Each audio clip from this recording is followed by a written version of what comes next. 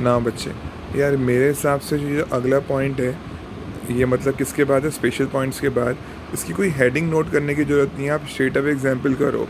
ये quite obvious सा point है। क्या, मान लो एक एसेट है, पहले एक इंसान एक्स था, मतलब सोल प्रोप्राइटर था, 3 महीने के बाद वो कंपनी में कन्वर्ट हो गया, तो वो एसेट भी कंपनी का हो गया।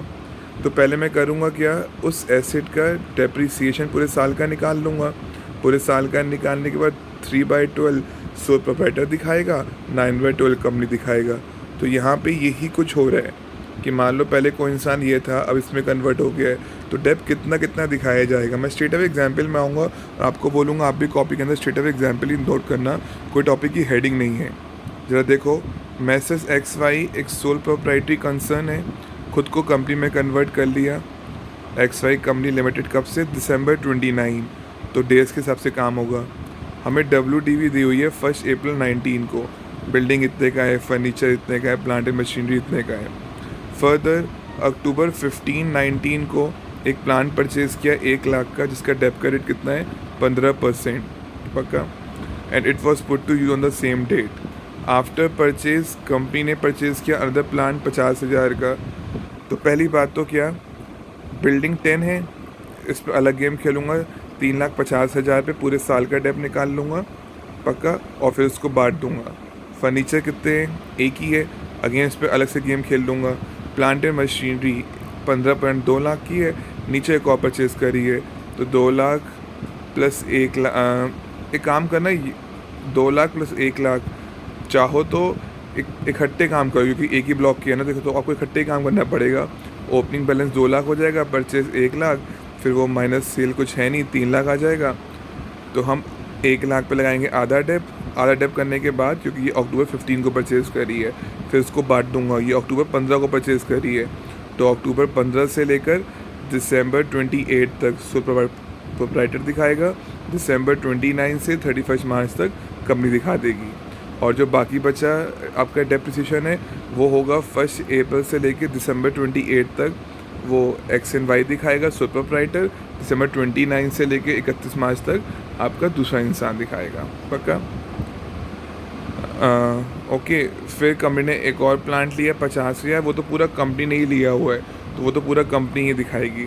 तो देखते हैं इन्होंने कैसे सॉल्व किया। बिल्डिंग का कोई पंगा नहीं है, तो बिल्डिंग का कितना हो गया, 3,50,000, डेप कितना हो गया, 35,000, फर्नीचर का भी कितना हो गया, 5,000। अब आए प्लांट एंड मशीनरी के ऊपर, तो इन्होंने कैसे किया, 2 लाख है, नई मशीनरी कितने के लिए, 1 लाख, क्योंकि हमने नया कितना परचेज़ किया था 1 लाख का, 3 लाख हो गया, 1 लाख पे लगा 7.5%, बाकी 2 लाख पे लगा पूरा 15%।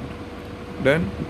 फिर इन्होंने डेज़ को अलग अलग कर लिया, number of days when sole provider कितने दिन यूज़ किया, 272। ये कैसे आएंगे बेटा, 1 अप्रैल से लेकर 28 दिसंबर तक के दिन काउंट कर लेना।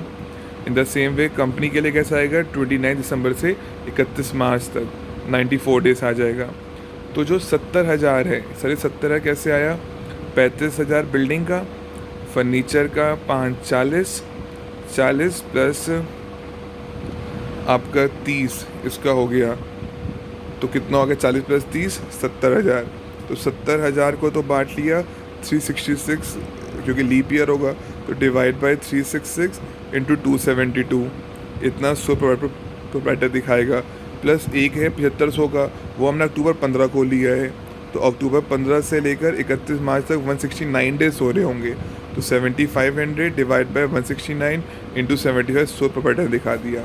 In the same way depreciation company वाले का 70,000 का 366 इंटू 94 और उसका 169 इंटू 90, मतलब सो प्रोप्राइटर पहले पूरा डेप निकाल दो, फिर डेज के हिसाब से दोनों में बांट दो। और जो एक और था एसेट 50,000 का, वो तो खाली कंपनी ने परचेज़ किया था, डेप आधा हो जाएगा और वो खाली कंपनी दिखाएगी। तो इन ऑल कंपनी को कितना अलाउबल हुआ, 17,978, 4171, 3750, तीनों को ऐड किया कितना आ गया, 25,899। प्लीज़ आराम से पूरे क्वेश्चन को देखना, एक इम्पॉर्टेंट क्वेश्चन है, पक्का। इसके साथ साथ एक क्वेश्चन और दूंगा आपको पिक के अंदर, जिसमें नवंबर 2014 का होगा विद आंसर, ये खुद सॉल्व करना है, सेम क्वेश्चन है, नवंबर 2014, 4 मार्क, पिक के साथ आपको सेंड कर रहा हूँ, ओके।